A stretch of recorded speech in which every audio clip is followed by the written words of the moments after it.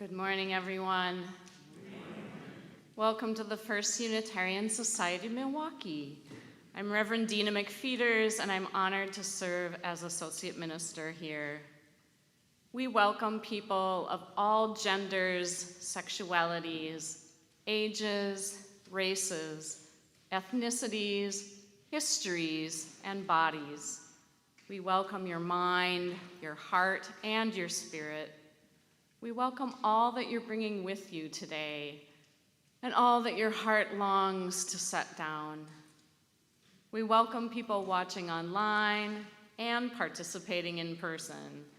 We are streaming this service live. The blue tape on the floor in the aisle shows you that any seats in front of that tape are visible on camera. If you're watching online, YouTube has closed captioning, and you can enable that function on the device that you're using, and we sure hope it's working this time. We'd like to pay a special welcome to any guests that are visiting us this morning. If you're a guest visiting us today, feel free to fill out the welcome card you can find in the pew rack in front of you.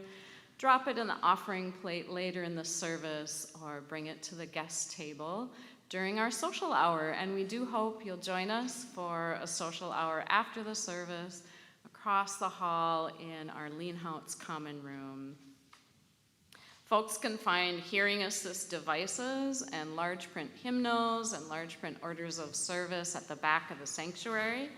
And there are worship activity bags for children and those young at heart in that area as well. This is a multi-generational service, so we welcome children and youth to stay with us for the whole hour, to give our hardworking religious education staff a rare Sunday off.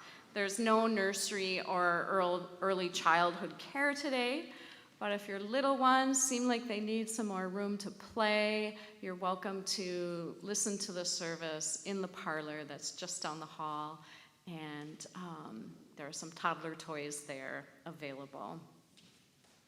Well, First Church is doing great as we come together to forge our future. Fellow members are seeking to visit with every member household. The visits have been wonderful experiences of building relationships, sharing hopes and dreams, and looking toward the future together. Our goal for the Forge Our Future campaign is to raise $3 million. You can see our campaign progress every week printed in the order of service. This week's update, we have 126 pledges in that have raised, ready for it, $2,305,340. Yes! Good job, First Church.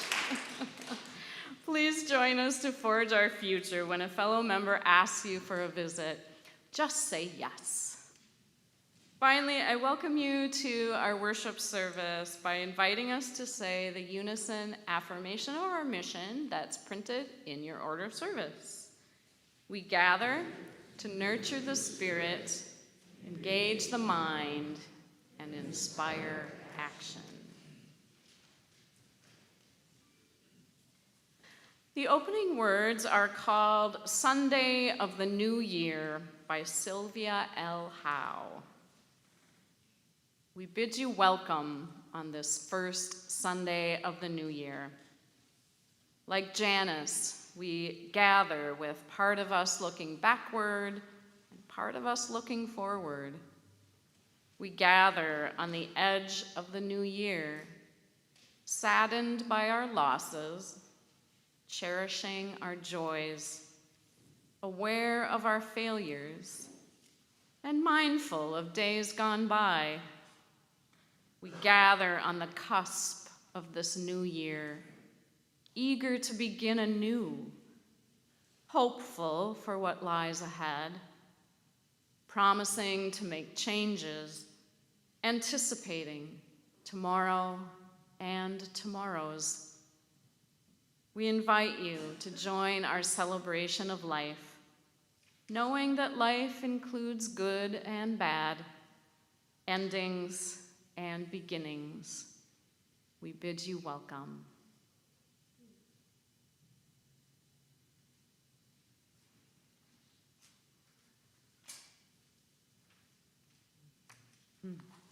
Please rise in body or spirit for hymn 160, Here We Have Gathered.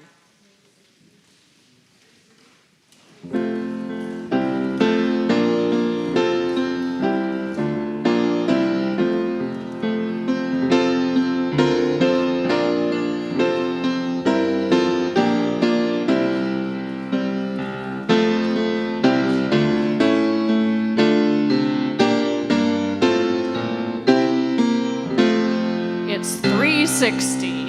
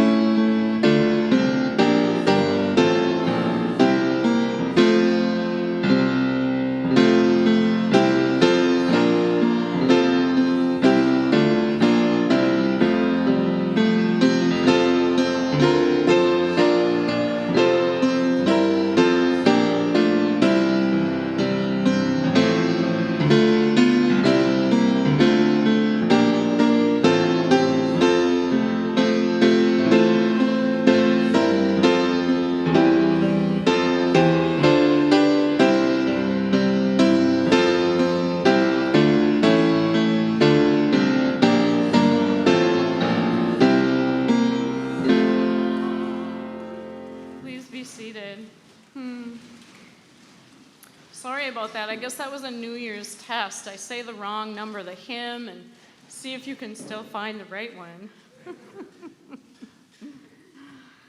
Our story for all ages today is called Airplanes in the Garden, Monarch Butterflies Take Flight. It's by Joan Z. Calder. And it's about a little girl in the garden and what she discovers. Bonnie smiled as she sniffed the perfume of the sweet pea flowers. Tall grasses waved and whispered in the breeze. Of all the things in the family garden, she loved the orange and black monarch butterflies the best.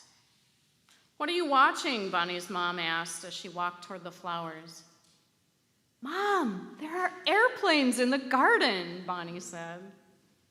"There are what?" her mom replied, surprised, looking up at the sky. "Airplanes. I make believe the butterflies are airplanes and the flowers are airports. The butterfly airplanes pick up the babies and parents to take them on a trip, and the ladybug flight attendants serve cheese sandwiches to the passengers." "What an imagination," her mom said, smiling, and gave Bonnie a hug. "Do you know butterflies land on blossoms to drink nectar with their long tongues?" Bonnie asked. "Oh, that's like when I use a straw to drink milk," Bonnie replied. "Yes, and look at this," her mom said, pointing to a white dot on the underside of a milkweed leaf. A mama monarch laid this egg. It will take about 30 days for the egg to change into a butterfly. First, the egg will hatch, then it will grow into a white, black, and yellow striped caterpillar that looks like a little tiger with wiggly black tentacles on both ends. And finally, the caterpillar will turn into a beautiful orange and black butterfly. The changing from an egg to a caterpillar to a chrysalis to a butterfly is called complete metamorphosis. Metamor what? Bonnie asked. Then she looked at the milkweed plant and said, I'm going to call this the plant that grows butterflies. Each day, Bonnie checked to see if the egg had turned into a caterpillar yet. 4 days later, she saw something move on the plant that grows butterflies. Bonnie called, Mom, Dad, look what I found. Her parents hurried to find her in the garden, her nose almost touching the milkweed. A caterpillar, so small she could barely see it, was wriggling on the leaf. And then she found another, and another. Lots of tiny caterpillars covered the plant that grows butterflies. Bonnie said, I guess we will have lots of airplanes in our garden. For 10 days, Bonnie watched her 2 favorite caterpillars grow bigger and bigger. You are Sergio, she named the one with the short tentacle. And you are Stanley. She grinned at the larger caterpillar as he climbed up a leaf. Sergio and Stanley mowed down the edges of milkweed leaves the way Bonnie ate corn on the cob, row after row. They ate so much that soon only a few ragged leaves were left on the plant. The next morning, when Bonnie went to check on Sergio and Stanley, she did not find them on the plant that grows butterflies. She did not find them near her favorite rock or under the sweet pea flowers. She searched under the other flowers. No Sergio, no Stanley. Mom, Dad, Sergio and Stanley have disappeared, she said sadly. I can't find them anywhere. All day, Bonnie wondered where Stanley and Sergio had gone. She sat near the mostly eaten milkweed and wiped a tear from her cheek. Then she looked down and saw a caterpillar making its way up her steps. Stanley, is that you? Please be careful. If you walk on the steps, you might get smooshed. She put her hand beside him, and Stanley crawled up. Bonnie laughed when she felt Stanley's 6 legs tickle her hand. Thank you for being here, Stanley. I love you. Bonnie put her hand next to the plant that grows butterflies, and Stanley walked onto the leaf. Stanley, you move so fast. You must be training for your takeoffs and landings. Soon you'll have wings and be able to fly. 17 days after finding the monarch eggs, Bonnie saw a caterpillar hanging upside down from the flower pot outside her bedroom window. Wow, this must be Stanley. He looks like the letter J. Bonnie told her mom and dad. He came back to be close to me. By the next day, Bonnie and her dad were looking at a new Stanley. Stanley turned into a chrysalis, her dad said. He had turned from a J into a green bundle with dots of glistening gold. He is inside the chrysalis, rearranging himself to become a butterfly. Is Sergio somewhere rearranging himself too, Bonnie thought? Bonnie spent hours in front of the flower pot, watching the bright green of the brand new chrysalis turn gradually into a beautiful blue-green gem 8 days later. She could hardly wait for the next happening. It had been almost 30 days since her mom showed her the eggs on the milkweed. Now she could see the orange and black butterfly wings through the shell of the chrysalis. How could a butterfly's wings be stuffed into such a small space? As Bonnie sat alone watching, something was happening inside the precious bundle. It seemed to be pulsing like a heartbeat. And then a crack emerged. Suddenly, Bonnie yelled, and Stanley broke through the chrysalis and tried to get out. Her mom and dad arrived in the garden to see the newborn butterfly, all scrunched up, clinging to the tattered shell of the chrysalis.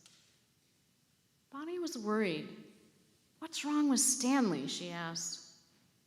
"Oh, he's all right," Bonnie's mom said. "Stanley is right now pumping blood through his wings so they become wide and flat and strong. And then he can fly." As Stanley was drying off, his wings made silent little flapping motions. "Oh, Stanley, you are so beautiful," Bonnie cooed. Then, after a long, long time in the warm sunshine, Stanley took his first flight. "Go, Stanley, go!" Bonnie cheered and chased after him. Soon another monarch was flying next to Stanley. The two butterflies flew in circles around Bonnie. "Sergio! Sergio, you came back to be with your friends, Stanley and me." Then Sergio and Stanley tested their landing skills on a group of zinnia flowers and sampled the nectar. Bonnie looked up, amazed at the flutter of orange and black wings flying toward her. She smiled up that cloud of flapping wings. "Now," she said, "we have lots and lots of beautiful airplanes in our garden." The end, which is really, as you know, a beginning. Please rise in body or spirit, and we'll sing hymn 16, "'Tis a Gift to be Simple." We'll sing it twice through.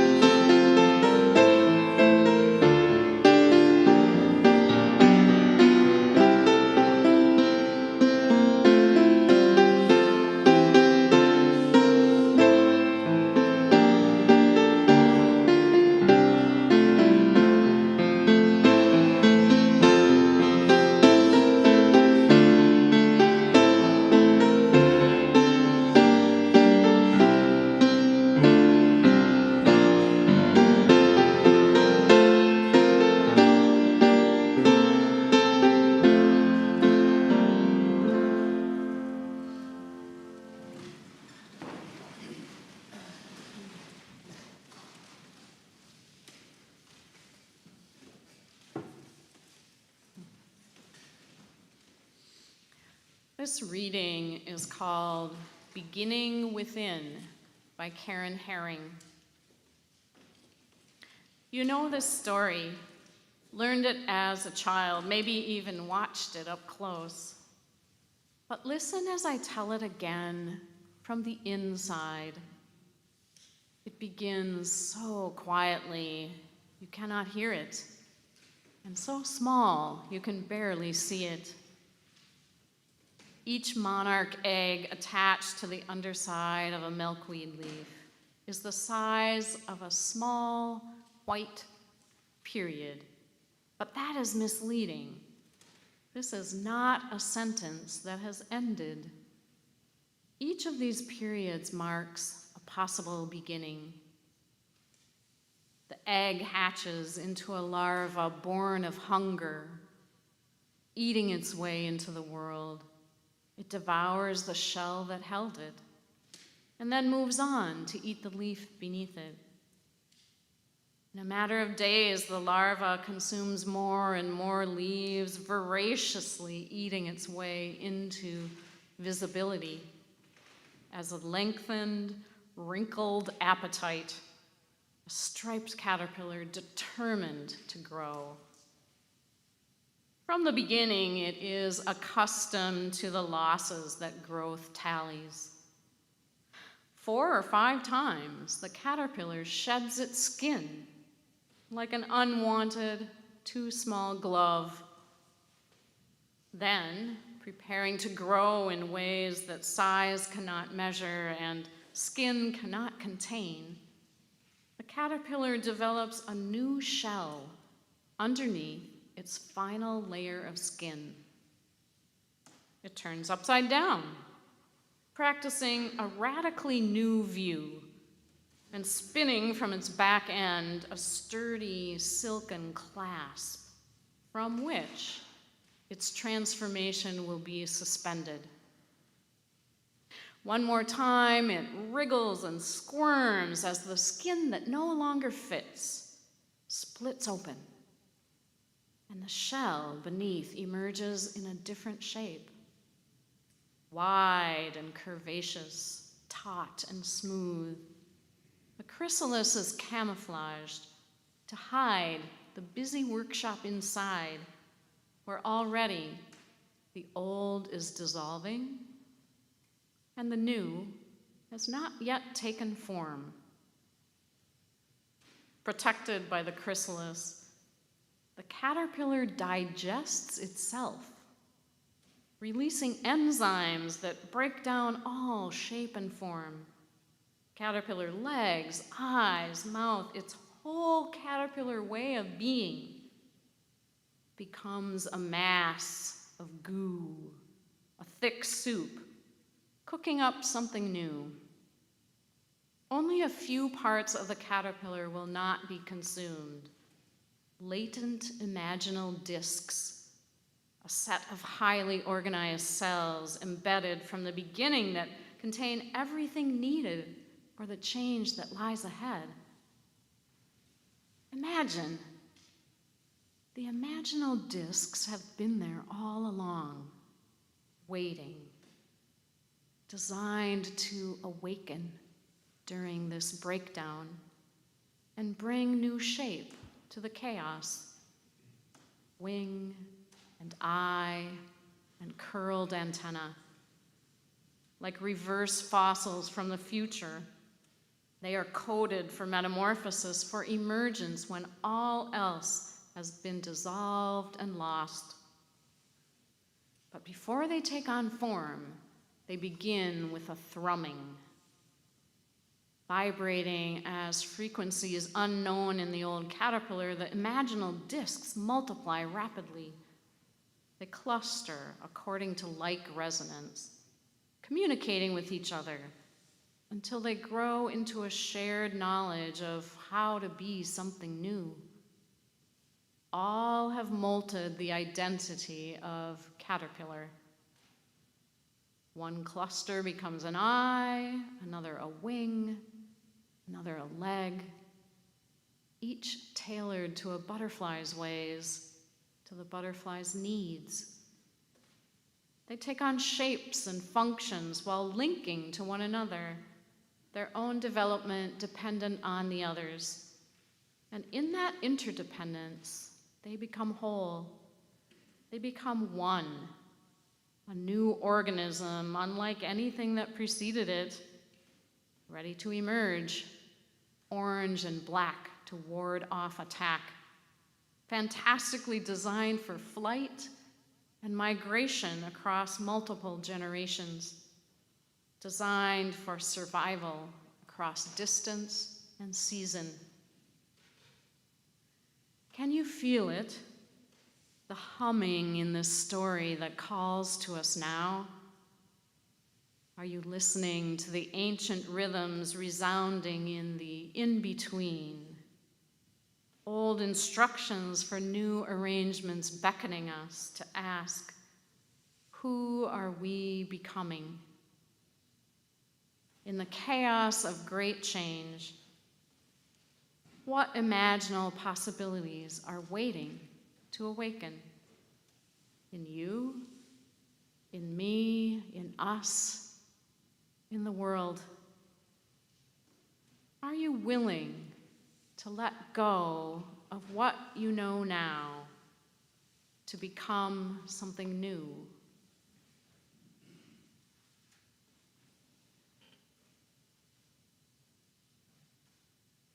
I invite us into the seated singing of Spirit of Life, which is 123 in your gray hymnal.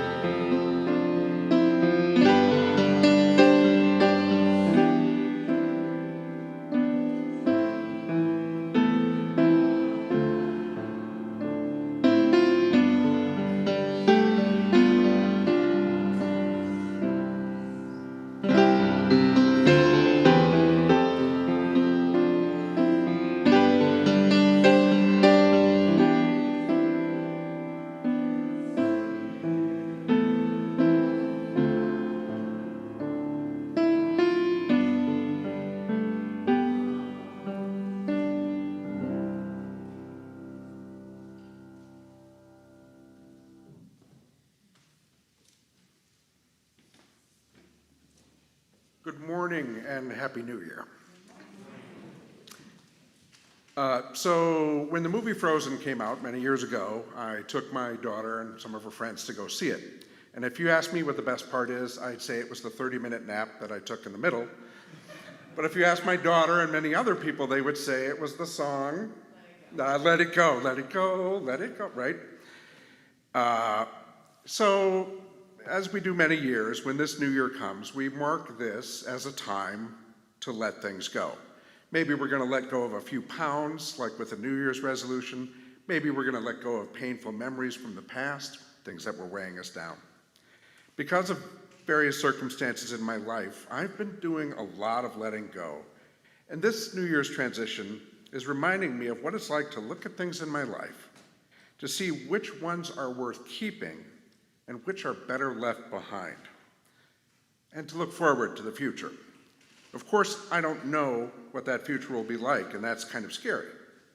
I find another song coming to mind.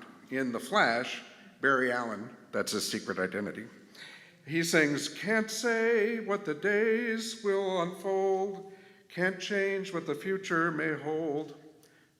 He's fast, and he's right. So, what are some things that I'm letting go of? Mainly, I'm letting go of saying yes to stress. I'm realizing I don't have to spend time in situations and relationships that aren't healthy for me. Even better, I don't have to spend time thinking and dwelling and stressing about them when I'm not actually there. Who knew? And I'm working on letting go of some of the negative thoughts that come into my mind unbidden. Things that I think or I believe that come from my past or my unconscious, but that aren't necessarily helpful and aren't even necessarily true. We all do this. We think of something, and because we thought of it, we believe it to be 100% the inarguable truth, even when it isn't. One of these negative thoughts I have is this: while I hold it as an unshakable article of faith that every person is worthy of love, dignity, and respect, I often forget that that means me, too. Sometimes I don't give myself the same grace and value that I give to every other person on the planet, and that's not good for me. It's not healthy. The scary part about that for me is I'm not sure what I might think instead of those thoughts, but that's okay. I think the first steps are to notice what I'm thinking and to remember that I don't have to accept those thoughts. It's okay for me to question them and to see if other thoughts or ideas might be more helpful or more healthy. I'm only really beginning to learn to do this, and that's okay too. It's okay to be a newbie, and it's okay to not know exactly how things are going to turn out. I'm already finding that as I let go of old relationships, old ideas, and old thoughts that were weighing me down and holding me back, there's now more room for new relationships and new ideas, and that's pretty cool. I don't know where all this will take me, but I'm kind of excited to find out. Things that used to hold me down and hurt me, things I thought I couldn't do anything about, they don't seem so big or so scary anymore. Like Elsa from the movie Frozen says, and I'm not going to sing this part, it's out of my range. It's funny how some distance makes everything seem small, and the fears that once controlled me can't get to me at all. I'm looking forward to this new year, more than I have in a long time. And let me tell you, it feels pretty good.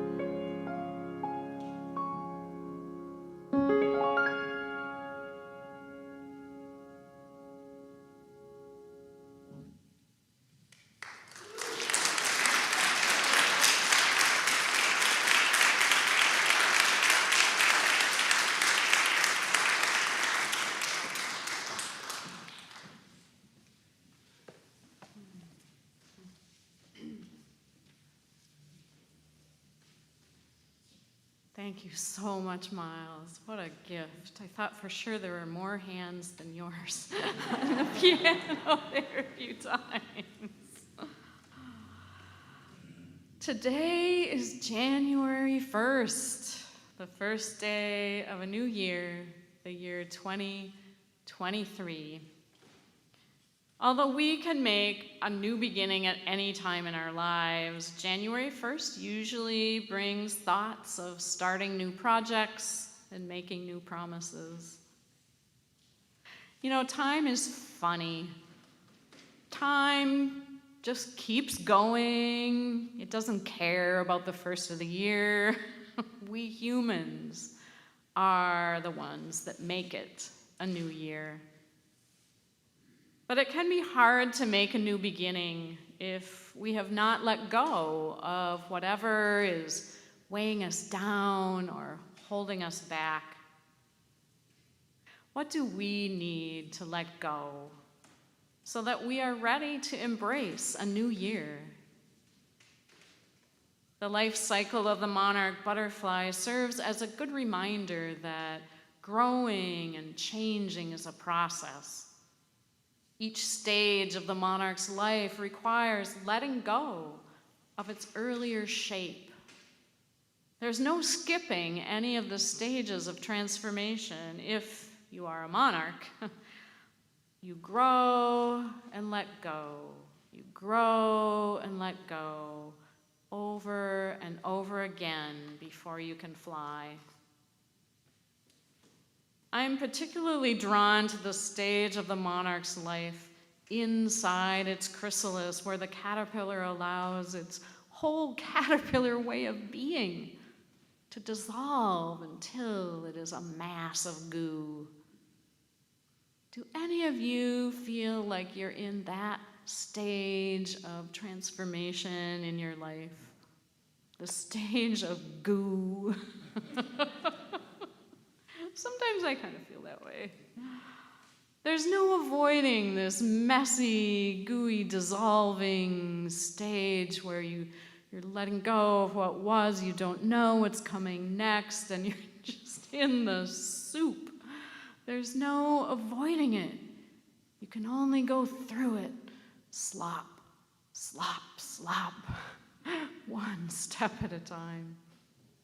Until your imagination, like the cells that are imaginal discs for the monarch, your imagination finds your new shape and color and purpose.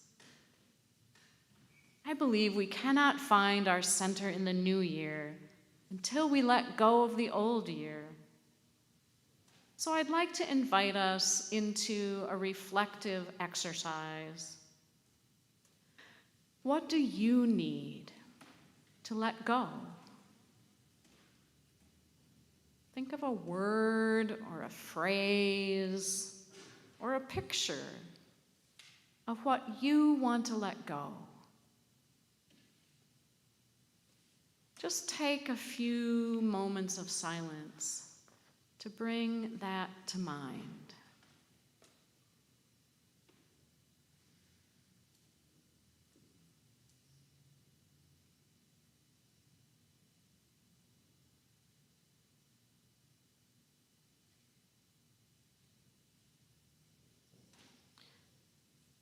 So once you have that word or phrase or list or picture or concept in your mind, I'm going to invite us into a little physical writing, drawing exercise. There are at the end of your pews, this end, that end, that end, that end, some little pieces of magical paper. They're not Kleenex. They're magical paper. If you want to grab one or two and move it along the pew, make sure everybody has one or two. And there's more. They're in every single pew if you need to reach over and grab some more. And there's also a couple of pens at the end of each pew if you can find a writing utensil.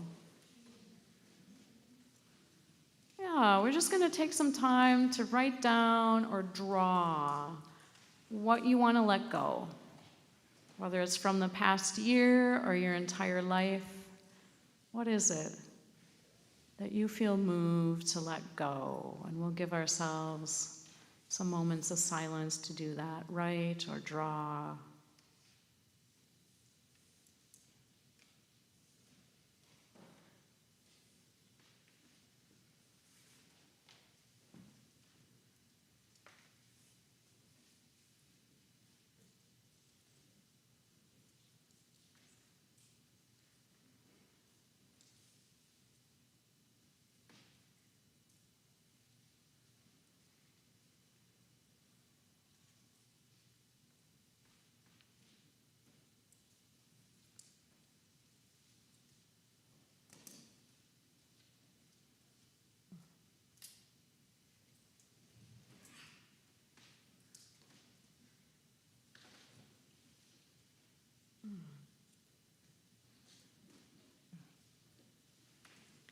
So do you have written or drawing of what you want to let go? You can use more than one piece of paper. You can write on both sides. You can write down more than one thing, draw more than one picture. So when we're ready to let something go, sometimes it can help to do that physically. If you feel like you're ready to let go of these things today, I'd invite you to be part of our ritual of putting this magic dissolving paper into one of the bowls of water up here on the monarch table as a symbol of our own transformation, leaving what we need to leave behind, existing in this state of goo before we then transform into something new. If you don't feel ready to let go of this today, you can bring it home, and you'll know when you're ready. You can put it in your own bowl of water, or save it to plant in the earth in the spring, or if you're allowed to use matches, you could burn it up in a safe container. I'm assured by the package these came in that they are earth-friendly materials. I'm trusting in that truth. So when you're ready, feel free to come up and place your dissolving paper in one of the bowls of water on the table. And if you like, you can come back after the service and see how our words and drawings have dissolved, or maybe even come behind the table and watch it, see if it happens right away. I'm not sure how long this takes. Together, we will create 2 bowls of marvelous goo of transformation. The goo of possibilities, we know it's in there. So come and let go and make room for the new possibilities.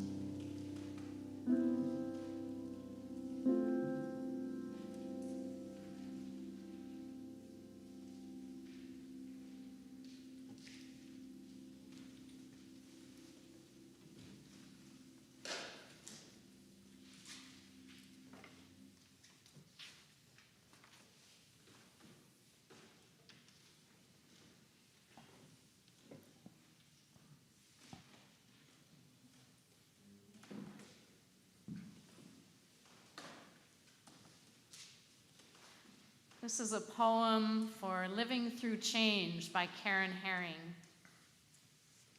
Here, where already you have left behind by choice or by force what you knew, what you might have cherished, what you maybe took for granted. Here, where not yet do you know where you're headed, what it will take, what it will give, and how it will change you.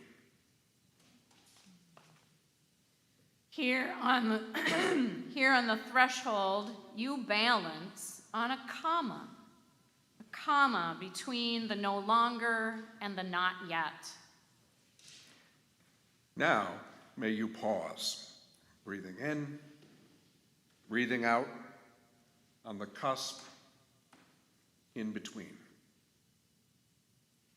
Notice where fullness gives way to emptying as the full moon each month sloughs in its waning and makes way for new waxing.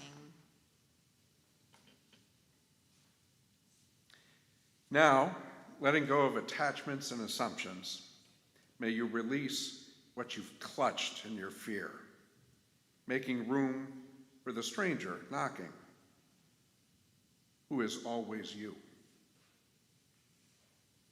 Now may you discover what you carried within all along, but not known, named, or needed.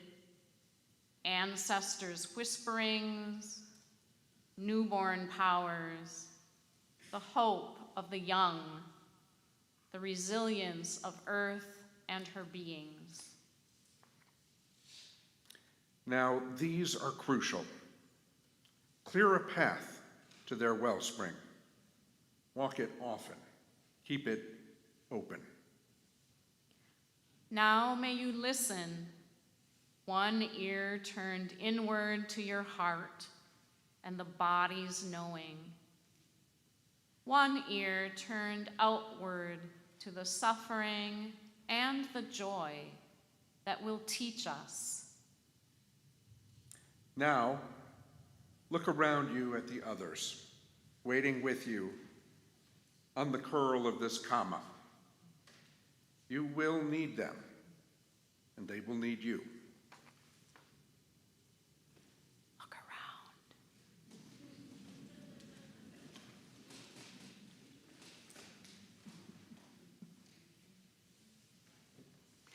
Together, we will round this bend, cross over into the not yet, where, having let go, we might finally learn a new way is possible. Now, here. May it be so.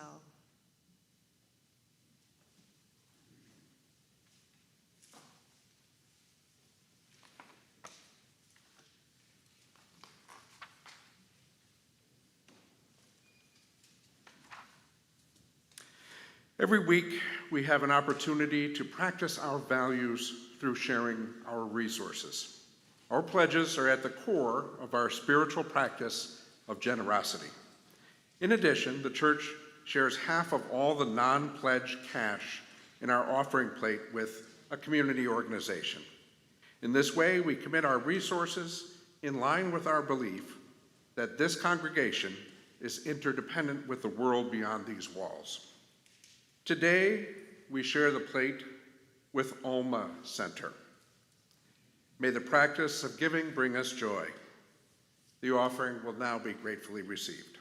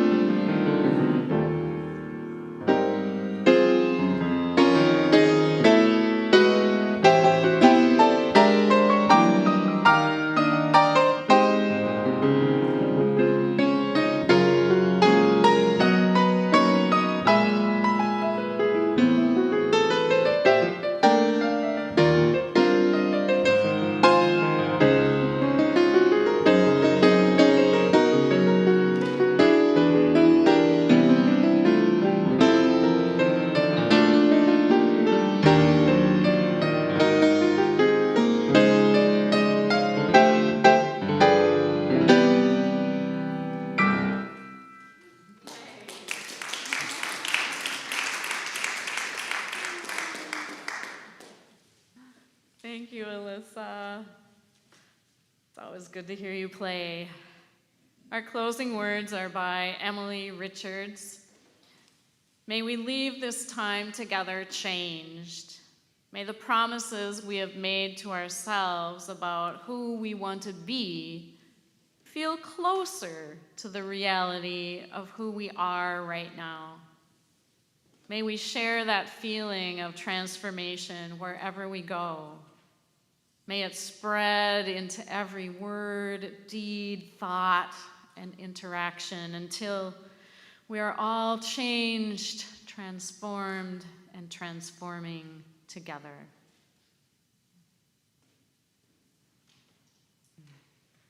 Please rise in body or spirit and join in singing our recessional hymn 100, I've Got Peace Like a River.